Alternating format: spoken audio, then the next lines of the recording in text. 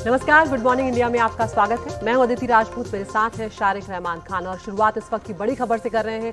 केंद्र सरकार ने पॉपुलर फ्रंट ऑफ इंडिया यानी पीएफआई को बैन कर दिया है। कल से ही लगातार ये अंदेशा जताया जा रहा था कि शायद गृह मंत्रालय इस तरह का बड़ा फैसला जल्द ही ले लेगा और अब ये फैसला हो चुका है। हाल ही में एनआईए और तमाम राज्यों की पुलिस और एजेंसियों ने पीएफआई के ठिकानों पर छापेमारी कर सैकड़ों गिरफ्तारियां की थी।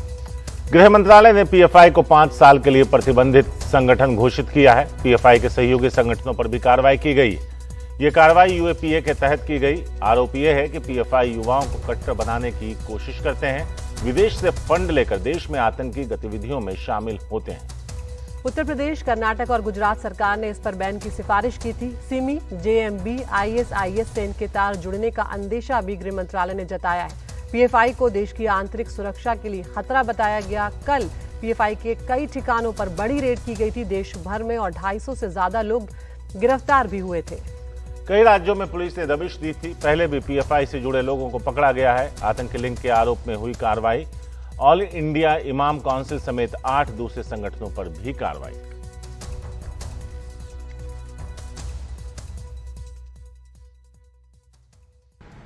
यदि कोई संगठन हमारे मां भारती के मुल्क में रहकर आतंकवाद को बढ़ावा देता है, दुश्मन मुल्क के कहने पर हमारे देश के नौजवानों को गुमराह करके उनको आतंकवाद में झोंके, खुलेआम भारत की भूमि पर पाकिस्तान जिंदाबाद के नारे दे, तो ऐसे संगठन पर जरूर प्रतिबंध लगेगा। ये आदरणीय प्रधानमंत्री मोदी जी के नेतृत्व में बदला हुआ नया भारत है। इस नए भारत के मुल्क में किसी भी देशद्रोही गतिविधियों को बढ़ावा कतई नहीं मिल सकता। उन पर प्रतिबंध जरूर लगेगा। नहीं, पीएफआई से कभी कोई हमारी किसी तरह की मीटिंग नहीं है। वो ऑर्गेनाइजेशन है और हम social democratic party of India है। तो अब जो है मसला यही है कि कोई भी रूलिंग पार्टी के खिलाफ अगर कोई पार्टी खड़ी होगी तो वो अपना अंजाम जेल समझ ले। जो पहली कार्रवाई थी एनफोर्समेंट डायरेक्टरेट और नेशनल इन्वेस्टिगेटिंग एजेंसी की पिछले हफ्ते, जिसमें 106 लोग गिरफ्तार किए गए थे, वो मुख्य कार्रवाई थी। उसमें इनके जो कार्यकर्ता हैं, इनके एफिलिएशन से जुड़े हुए, चाहे इनके संगठनों से जुड़े हुए, उन पर कार्रवाई की गई थी और उनके ऊपर सीरियस धाराएं लगाई गई थी। कल जो ये कार्रवाई हुई है जिसमें 200 से ज्यादा लोग गिरफ्तार हुए हैं, ये एक प्रिवेंटिव एक्शन था, क्योंकि ये माना जा रहा था कि ये लोग जो पीएफआई वाले हैं, ये प्रोटेस्ट जो हैं वो प्लान कर रहे हैं, रेजिस्टेंस प्लान कर रहे हैं, जिसके तहत ये कल कार्रवाई की गई है। केंद्र सरकार पिछले कई सालों से पीएफआई को बैन करने की जो लीगल कार्रवाई है वो कर रहा था, लेकिन जो पिछले हफ्ते कार्रवाई हुई उससे उसे बल मिला। यही नहीं, ये भी अब बताया जा रहा है कि जो इनकम टैक्स है, इनकम टैक्स की अथॉरिटीज ने भी जो रिहैब इंडिया फाउंडेशन का जो एक बैंक था उसे भी बंद कर दिया है, क्योंकि उससे भी जो सेवरल बैंक अकाउंट्स हैं, उनके जो फाइनेंशियल प्रोफाइल जो लोग खोल रहे थे उनसे मैच नहीं करते थे। साथ में ये भी बताया जा रहा है, ये संगीन आरोप है कि पीएफआई के लिंकेजेस जमात मुजाहिदीन जो बांग्लादेश की है और जो आईसिस है सीरिया और इराक में जो ऑपरेट करती है उससे लिंकेजेस हैं। जब पिछले हफ्ते एनआईए ने भी कार्रवाई की थी तो उन्होंने भी ये बात पे स्ट्रेस किया था कि जो पीएफआई से जुड़े हुए लोग हैं वो प्रोस्क्राइब्ड यानी बैंड ऑर्गेनाइजेशंस के साथ नौजवानों को जोड़ रहे हैं। आज का जो नोटिफिकेशन आया है उसमें इन लोगों ने साफ लिखा है कि ना सिर्फ नौजवान, विमेन, लॉयर्स और इनको बहकाकर, इनको रेडिकलाइज कर इनके संगठनों से जोड़ा जा रहा है। यही नहीं, जो पैसे हैं वो बाहर से लेकर आते हैं और हवाला चैनल से लाते हैं, बैंकिंग रूट से लाते हैं और इस तरह उसको घुमाते हैं कि इतनी लेयरिंग उसकी बना दी जाती है कि उसे फिर टेरर रिलेटिंग एक्टिविटीज और भारत के खिलाफ जो एक्टिविटीज, गतिविधियां जो हैं उसमें इसे जो है वो यूज किया जाता है। ये बहुत संगीन आरोप है। 5 साल के लिए केंद्र सरकार ने इनको ही नहीं बल्कि इनकी जितनी भी एफिलिएशंस हैं, इनकी 4-5 एफिलिएशंस हैं जिनको बैन कर दिया गया है, वो भी बहुत इंपॉर्टेंट है, जिसमें रिहैब है और साथ में कैंपस फ्रंट ऑफ इंडिया है, एम्पावर इंडिया फाउंडेशन है केरला की। यही नहीं, साथ में केसेस भी दिए हैं, उन्होंने इंस्टेंसेस दिए हैं कि ये इंस्टेंस हुए हैं। 2016 में केरला में ये हुआ। अभी हाल फिलहाल में जो प्रोफेसर साहब जिनके हाथ काट दिए गए थे 2021 में केरला में, उन सब का हवाला दिया है केंद्र सरकार ने कि इन वजहों में इन केसेस में इनकी जो मौजूदगी है, इनकी जो प्रेजेंस है वो देखी गई है, जिसके तहत ये 5 साल का यूएपीए के तहत बैन किया गया है। अब अगर कोई भी शख्स इनसे और इनके संगठनों या फिर इनकी संस्थाओं से जुड़ेगा तो उसके ऊपर जो लॉफुली जो है वो कार्रवाई की जा सकती है यूएपीए के तहत।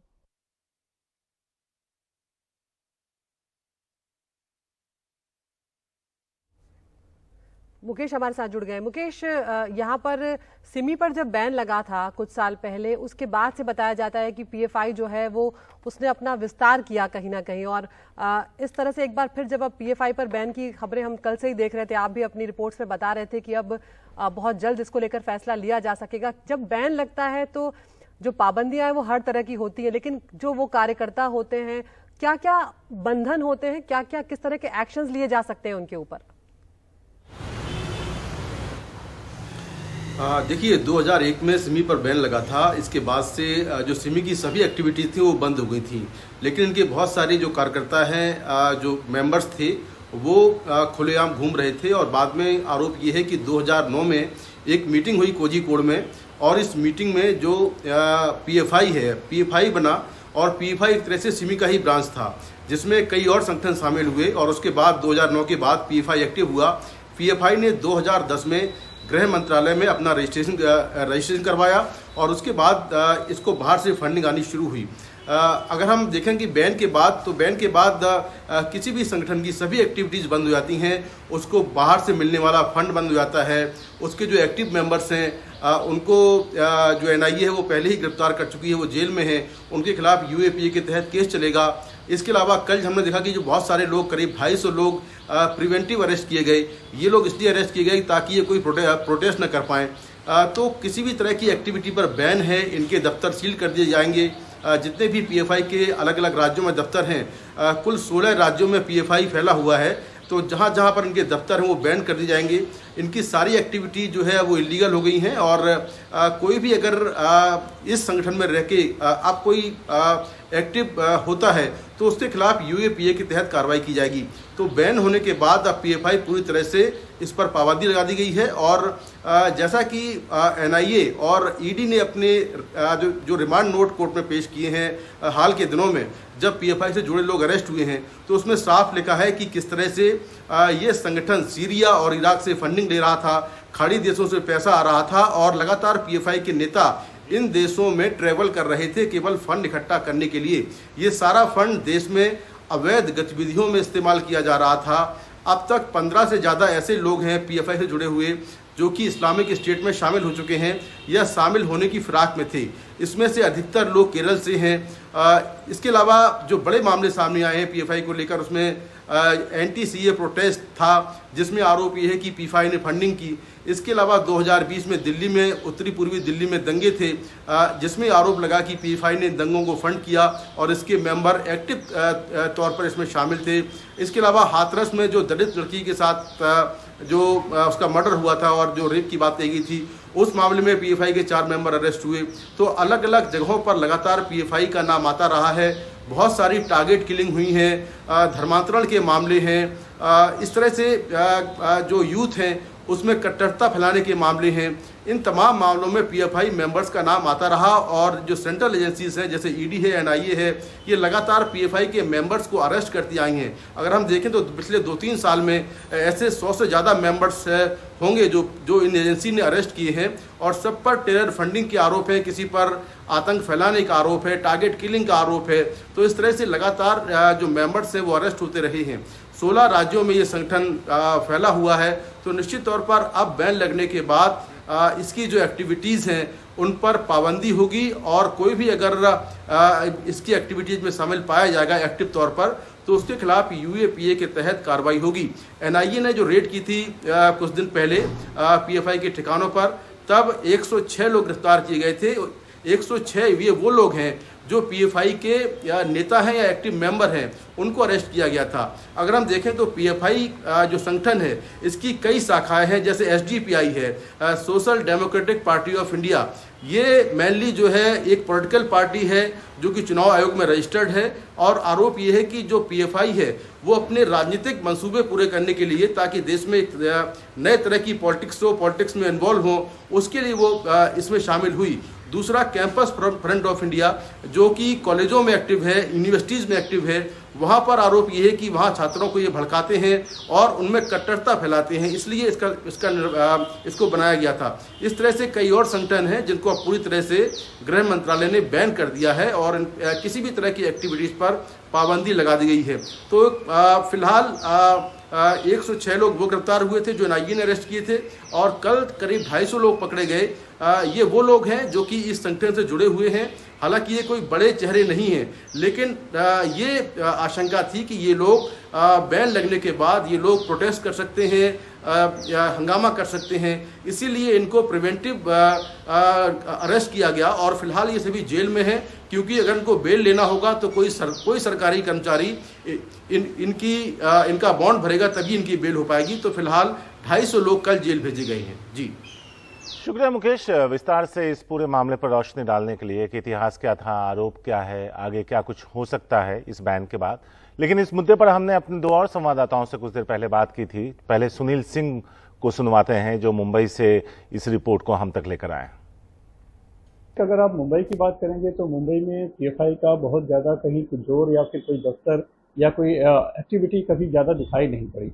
हाँ, लेकिन मुंबई से सटे आप जाएंगे तो मुंब्रा में, ठाणे का जो जिला है, कल्याण में, भिवंडी में, और आगे फिर आप पुणे जाएंगे तो कोंडवा में, फिर उसके बाद आप औरंगाबाद जाएंगे, सोलापुर जाएंगे, जो ग्रामीण इलाके हैं, खास करके मराठवाड़ा इलाके हैं, वहाँ पर उनकी गतिविधियाँ काफ़ी तेज थी और अक्सर उनके बारे में खबरें भी आया करती थी। जब ये अजान वाला मामला उठा था कि लाउड स्पीकर से अजान देने का जब विरोध किया था एमएनएस ने, उस दौरान जो विरोध का एक स्वर जो खास करके उठा था और जो विरोध हुआ था, जो प्रदर्शन हुआ था, वो पीएफआई की तरफ से हुआ था और वो मुंब्रा में हुआ था। तब उनके जो वहाँ के प्रमुख थे मतीन, उनको उस समय गिरफ्तार भी किया गया था, बाद में जमानत हो गई।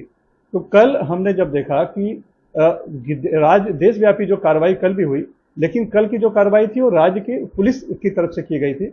उसमें तकरीबन 40 लोगों को अलग अलग जगहों से, नांदेड़ से, औरंगाबाद से, सोलापुर से, पुणे से, कल्याण से भी 4 लोग गिरफ्तार किए गए, ठाणे से। तो इन सभी लोगों को एहतियातन गिरफ्तार उठाया गया, उनसे पूछताछ की गई, लेकिन उनकी जो कार्रवाई की गई है वो 151 के तहत की गई, यानी कि प्रिवेंटिव एक कार्रवाई की गई है। तो ये कहीं ना कहीं कोशिश थी इस आदेश के बाद कहीं ये जाकर कुछ और विरोध प्रदर्शन न करे, कुछ मामला सामाजिक तनाव न फैले, इसके लिए एहतियातन कार्रवाई के तौर पर देखा जा रहा है।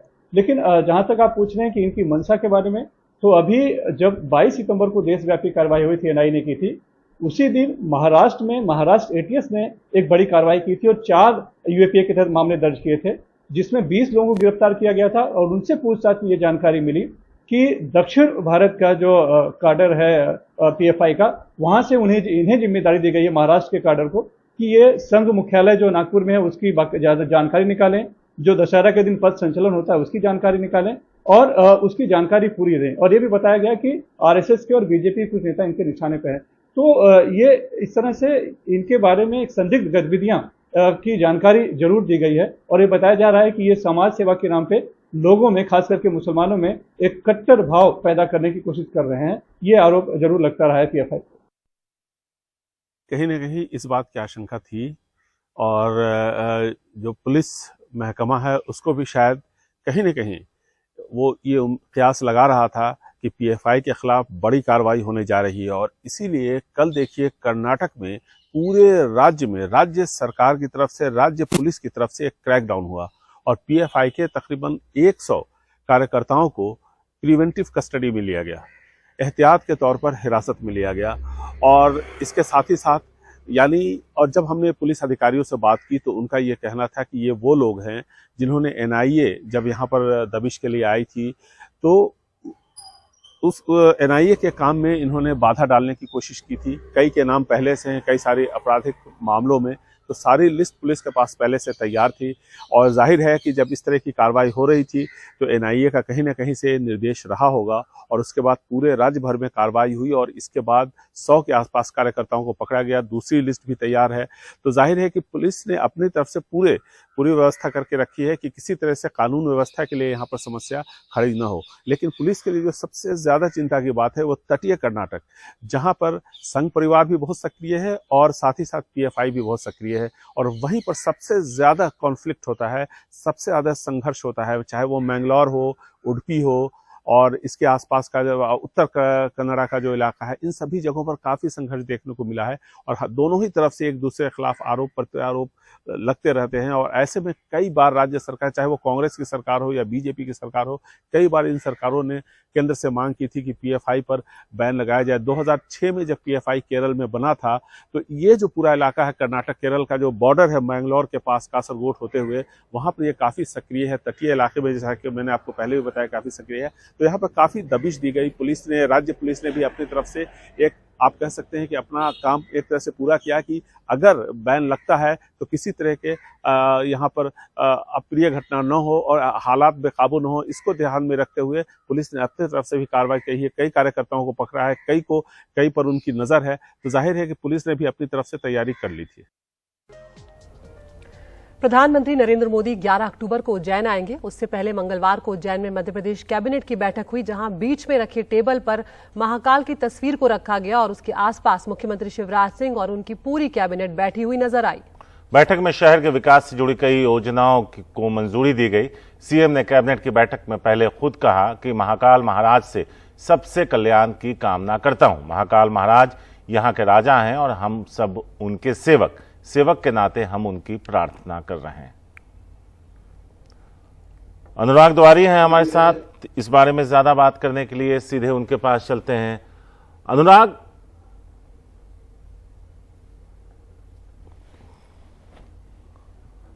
के पास चलते हैं। अनुराग, क्यों है हंगामा बरपा? देखिए, वैसे तो जो मुख्य विपक्षी दल है कांग्रेस, वो इस मुद्दे पर हंगामा नहीं बरपा रहा है कि वहां पर टेबल के बीच में 12 ज्योतिर्लिंगों में से एक उज्जैन महाकालेश्वर की तस्वीर क्यों रखी गई थी। हालांकि अगर संवैधानिक तौर पर देखें तो ये देश किसी एक धर्म या किसी एक धर्म के कोई भी कितने भी बड़े प्रतीक हो, उनसे नहीं, संविधान से चलता है। और ऐसे में जो मुखिया हैं वो मुख्यमंत्री ही हैं और उन्हें ही कैबिनेट बैठक का अध्यक्ष होना चाहिए था। लेकिन मुख्यमंत्री कह रहे हैं कि वहां महाकाल के दरबार में वो सेवक है और ऐसे में उनकी तस्वीर वहां रखी गई है। ये किसी एक धर्म के लिए या किसी एक धर्म को मानने वालों के लिए आस्था का विषय हो सकता है, लेकिन संवैधानिक तौर पर ये कितना सही है इसकी व्याख्या करने की जरूरत है और विपक्ष को शायद इस पर कहना चाहिए था। लेकिन जो पूर्व मुख्यमंत्री हैं कमलनाथ, वो ये कह रहे हैं कि महाकाल की तस्वीर के सामने आप झूठ बोलेंगे, इस पर हमें विश्वास नहीं था। हालांकि वो इस पर सवाल नहीं उठा रहे कि तस्वीर क्यों रखी गई, वो ये कह रहे हैं कि महाकाल कॉरिडोर की जो परियोजना थी वो कांग्रेस के वक्त में लागू की गई थी। बहरहाल इस मुद्दे पर चूंकि 11 तारीख को महाकाल कॉरिडोर के उद्घाटन के लिए प्रधानमंत्री आएंगे तो कई सारे फैसले लिए गए हैं, जैसे महाकाल लोक के नाम से जाना जाएगा, 80 करोड़ रुपए की लागत से उज्जैन की हवाई पट्टी का विस्तार होगा, पुलिस के बैंड में, पुलिस में तो नई भर्तियां नहीं हो रही लेकिन वहां पर पुलिस के बैंड में नई भर्तियां होंगी और 36 नए पद इसके लिए स्वीकृत किए गए हैं। जो वहां पर क्षिप्रा नदी है वो भी अविरल बहती रहे, इसके लिए सैद्धांतिक सहमति बनी है और उसको भी साबरमती रिवर फ्रंट की तरह विकसित किया जाएगा। जैसे हर चुनाव में गुजरात में साबरमती रिवर फ्रंट विकसित होता रहता है, तो यहाँ भी चुनाव आने वाले हैं 1 सवा साल में, तो वहां क्षिप्रा नदी का किनारा रिवर फ्रंट की तरह विकसित होगा। शुक्रिया अनुराग इस पूरी बातचीत के लिए और इस पर रोशनी डालने के लिए आपका।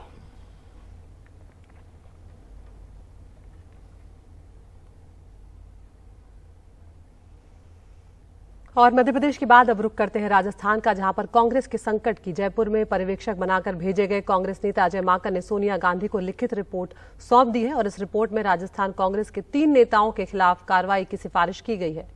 जिन 3 नेताओं का नाम माकन ने जिक्र किया वो शांति धारीवाल, महेश जोशी और धर्मेंद्र राठौर हैं और ये तीनों गहलोत के बेहद करीबी माने जाते हैं। महेश,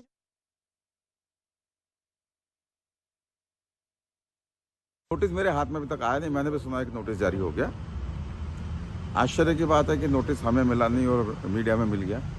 लेकिन चलो कोई बात नहीं, राहुल गांधी के, सोनिया गांधी जी के सिपाही हैं हम लोग। सत्य और न्याय के लिए पहले भी लड़े हैं, आगे भी लड़ेंगे। पार्टी हित में जो भी ठीक समझेंगे वो करेंगे। पूरे सम्मान के साथ और संतुष्टिपूर्ण जवाब हाईकमान के पास भेजेंगे। दिल्ली की खबर, आबकारी घोटाले में दूसरी गिरफ्तारी हुई है। ईडी ने समीर महेंद्रू को भी गिरफ्तार कर लिया है। दिल्ली सरकार की आबकारी नीति के मामले में सीबीआई ने आम आदमी पार्टी के नेता विजय नायर को कल गिरफ्तार किया था। तो ये एक के बाद एक आज दूसरी बड़ी गिरफ्तारी है। तो दिल्ली की आबकारी नीति में जो घोटाले का आरोप लगा था उससे जुड़ी हुई बड़ी खबर यहाँ पर आ रही है। आबकारी घोटाले में दूसरी गिरफ्तारी यहाँ पर हुई है। समीर महेंद्रू को गिरफ्तार किया गया है और इससे पहले कल ही यहाँ पर जो पहली गिरफ्तारी हुई थी उसमें विजय नायर, जो आम आदमी पार्टी के कम्युनिकेशन इंचार्ज हैं, उन्हें गिरफ्तार किया गया था। वो जांच एजेंसी की ओर से दर्ज करवाई गई जो एफआईआर है उसमें 5वें नंबर के आरोपी हैं।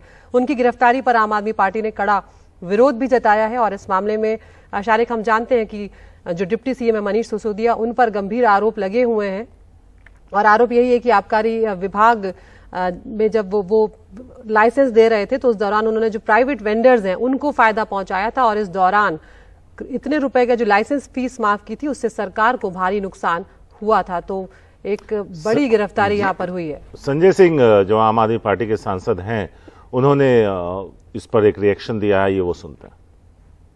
सीबीआई ने आम आदमी पार्टी के कम्युनिकेशन इंचार्ज विजय नायर की गिरफ्तारी कर ली है।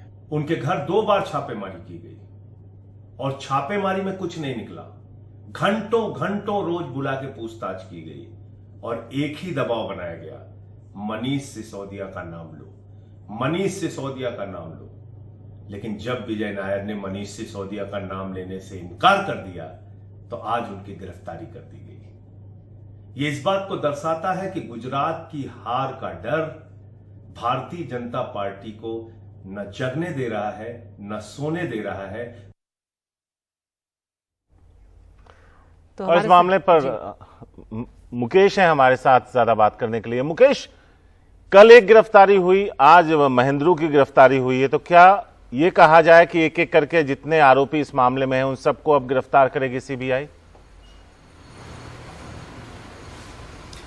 देखिए, ये जो गिरफ्तारी है ये सीबीआई ने नहीं की है, ये गिरफ्तारी ईडी ने की है। ये अंतर है कि कल जो गिरफ्तारी हुई थी विजय नायर की, वो गिरफ्तारी सीबीआई ने की थी, लेकिन आज जो गिरफ्तारी हुई है समीर महेंद्रू की, ये गिरफ्तारी ईडी ने की है। तो 2 एजेंसियां हैं जो एक ही घोटाले में अलग अलग जांच कर रही हैं। जो ईडी है वो मनी लॉन्ड्रिंग की जांच कर रही है और सीबीआई ओवरऑल स्कैम की जांच कर रही है। जो समीर महेंद्रू हैं वो इंडो स्पिरिट्स के सीईओ हैं। ये कंपनी जो है लिकर बनाती है, उसके सीईओ हैं और इनका जो है घर है वो दिल्ली के पौष इलाके जोरबाग में है। इनका दफ्तर है। इनके ठिकानों पर पहले भी ईडी रेड कर चुकी थी और उस वक्त इनसे लंबी पूछताछ हुई थी। इन पर आरोप ये है कि इन्होंने करीब 1 करोड़ रुपए राजेंद्र प्लेस में यूको बैंक में जो राधा इंडस्ट्रीज है उसके अकाउंट में ट्रांसफर किए थे। ये वो कंपनी है जो इसी लिकर स्कैम से जुड़ी हुई है और उस मामले में जो लिकर का घोटाला है उस केस में ये भी आरोपी हैं। कुल 15 आरोपी हैं। 15 आरोपियों में ये भी आरोपी हैं और 15 आरोपियों में जो मुख्य आरोपी हैं, आरोपी नंबर 1 वो दिल्ली के डिप्टी सीएम मनीष सिसोदिया हैं। तो 2 गिरफ्तारी बैक टू बैक हुई हैं। ये कल हुई जिसमें सीबीआई ने विजय नायर को अरेस्ट किया, जो कि एक पूर्व इवेंट मैनेजमेंट कंपनी के सीईओ हैं और आम आदमी पार्टी में जो कम्युनिकेशन का काम देखते हैं और काफ़ी बड़ा ओहदा रखते हैं आम आदमी पार्टी में। ये हालांकि कोई पद इनके पास नहीं था, लेकिन ये माना जाता है कि ये दिल्ली के डिप्टी सीएम मनीष सिसोदिया समेत आम आदमी पार्टी के तमाम नेताओं के काफ़ी क्लोज हैं और आम आदमी पार्टी के कई जो काम हैं वो बैक डोर से ये देखते हैं। तो उनको गिरफ्तार किया गया है। इसके अलावा आज ईडी ने समीर महेंद्रू को गिरफ्तार कर लिया है। तो लगातार अब गिरफ्तारियां शुरू हो गई हैं। 15 आरोपियों में से 2 आरोपी गिरफ्तार हो चुके हैं, लेकिन जो बाकी के आरोपी हैं उनको लेकर जो एजेंसियां हैं वो क्या सोच रही हैं ये हमें देखना होगा।